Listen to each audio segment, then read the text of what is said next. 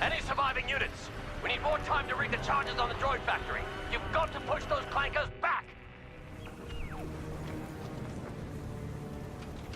What's left, sir? Hey, what is going on, my specialist SPC here, and welcome to the latest patch update of Star Wars Battlefront 2. I just kind of want to give you guys my overall thoughts of how it's been going the last few months for the game. So, as some of you guys are very well aware, a number of months ago I made a video wondering if there was going to be any hope for Star Wars Battlefront 2 to possibly make a comeback. At that point in time, I honestly did not have an actual real answer for any of you guys. Because at that point in time, I mean, there was nothing really keeping me to wanting to play it. But then we got news and an update that we were going to be getting Geonosis and 2 new heroes in Obi-Wan Kenobi and General Grievous. Because overall, when it comes to Geonosis, I'm a little torn because as you guys see, it is 100% absolutely just gorgeous. I love this map. But for me, the downfall for this map is, for me, it's way too big. I mean, I don't like that I have to literally run for sometimes minutes on end just to either get to a battle or to get to my teammates to help them out, or even to get here to an ATTE to try and defend it. I will admit though, guys, when it comes to this though, I will say it's not nearly as fun. There's 3 phases usually when it comes to Galactic Assault. The first phase, I will willingly admit, I'm not all too big of a fan of. But we're going to continue talking. We're going to start off with Geonosis, as I just was talking about. As I said, the map is just a little too big for me. And, I mean, with everything they got going on, like the sandstorm and stuff, and all the enemies around, and I mean, when you get heroes in, as you obviously see Obi-Wan right here, I even have him with the robe, but I mean, you can see lightsabers from just miles away, no matter if it's Darth Maul, no matter if it's Anakin, or not Anakin, whether it's Obi-Wan, Luke, but I mean, it is very, very movie accurate, I would have to say, this map. And the same thing with, we'll be talking about later, with the recent update, the clones, and even Obi-Wan and Grievous. Now, for me, if this map was more like, I want to say maybe more like Mos Eisley, I'd probably enjoy it a little more. Because for me, guys, I don't want to be starting way back here and ending up just, like, in random places. I mean, for me, it would be cool to end on, in the Geonosis arena, as if you guys remember from episode 2, where all of the Jedi and the battle droids and all of them, where they were fighting at. And this one, guys, definitely is not very, like, hero-friendly. I mean, some heroes do exceptionally well here on the map. Like, right now, you guys see I'm playing as Obi-Wan. He doesn't do too bad. I mean, for the first phase, it's a little tricky to try and use, like, lightsaber heroes. But for me, definitely, this is a blaster-friendly map. I mean, as I brought up earlier, if you're the very first phase, you're running forever just to try and get some enemies. So, I mean, lightsaber heroes, not terrible, but I'd much rather use blaster heroes. As you guys see here, I'm using Han Solo. I mean, obviously somebody like him, he can blast from far away. He's got a detonite charge. And for me, guys, the heavy class is definitely going to be your best friend when you play on Geonosis. Because you're going to have to destroy the droid ships, and vice versa. You're going to have to destroy ATTEs. better just use Supercharged Sentry or Explosive Sentry to try and get some more kills and to take down any of the enemies. And of course, if you guys are like Bosk or Boba Fett, obviously stay around the choke point. Stay there. Work on trying to get enemies away from there. And of course, if you're going to be somebody like Han Solo, Leia, Chewbacca, or Lando, I mean, this map's going to be just absolutely perfect for the blaster heroes, as I brought up earlier. But I do think when you start getting a little bit closer, I do think that heroes with lightsabers will probably start being a little more handy. But overall, I guess I'd have to give Geonosis like a 7 out of 10 right now. Maybe if I play it more, maybe I'll like it some more. But for me, it's too big. There's just way too much going on at one time. And maybe if they do some more updating, maybe it'll get a little bit better.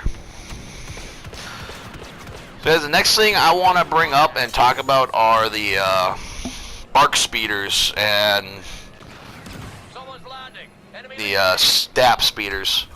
So the bark speeder, it's not terrible. I mean, for me, the speeders are more like use them to get in and just get into the battle a little bit quicker.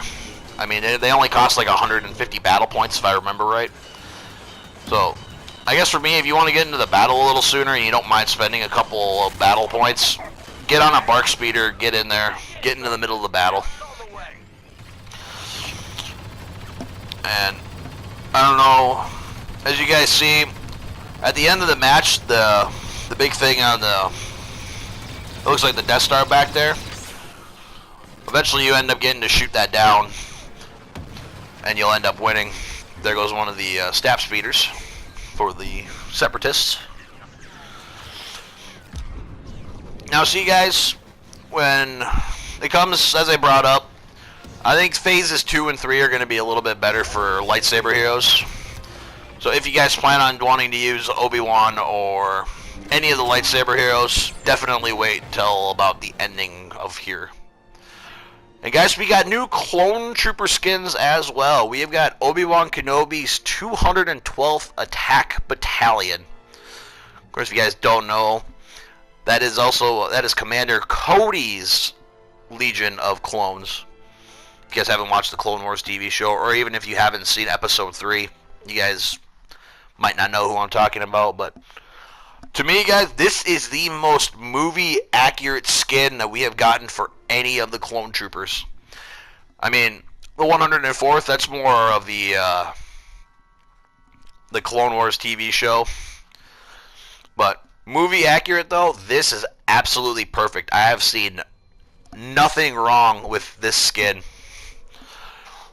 And speaking of skins, you guys, we got to talk about General Grievous's fixes and his brand new shattered armor effect. Or skin, sorry.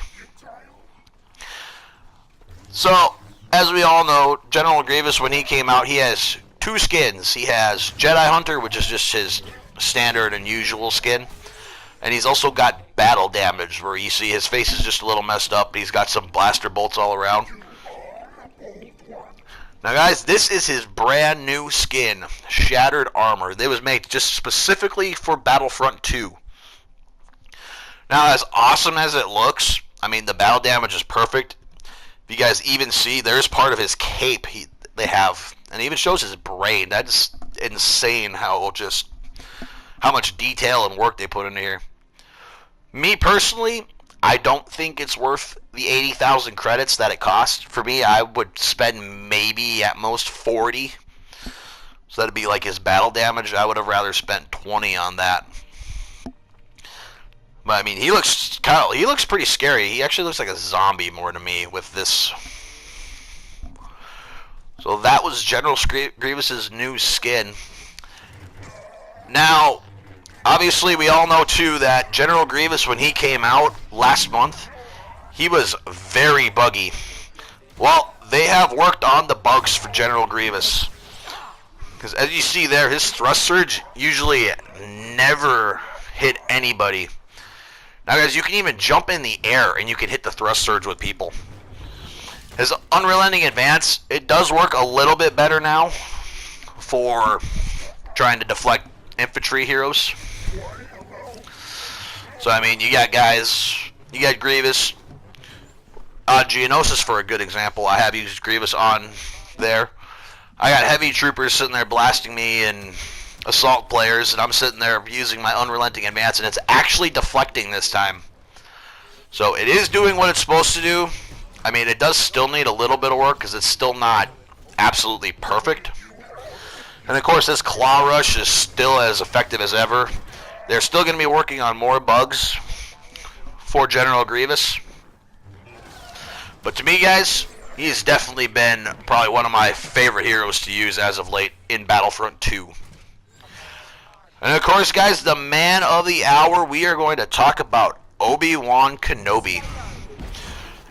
Now, there have been complaints that Obi-Wan has been buggy too since he came out. I haven't seen or dealt with any bugs at all for Obi-Wan. To me, he's up there with General Grievous. Obi-Wan is probably one of the better light side heroes I have used. I mean, he's got his 3 specific moves, like every other hero has when they come out, but I mean, his voice lines are perfect. He's taunting almost the entire time you play as him, so he's always mouthing off to all the heroes. He even tells Kylo Ren that his lightsaber looks like a child made it. As you just heard there, he said, "Don't get cocky." But Obi-Wan, to me, guys, an excellent addition to the game. I can't wait to see what his conversations are going to be like when Anakin comes out. And even Count Dooku as well. So that is going to do it for my update on the recent patches that have come out. I mean, as I said, I'll give Geonosis about a 7 out of 10. Obi-Wan and Grievous, 100% 10 out of 10. 2 absolutely excellent heroes. And I am so excited for the absolute future of this game, you guys. So, hope you enjoyed. Like always, make sure you hit that like button, comment, subscribe. See ya, and may the Force be with you always. I defeated you before, and I will defeat you again.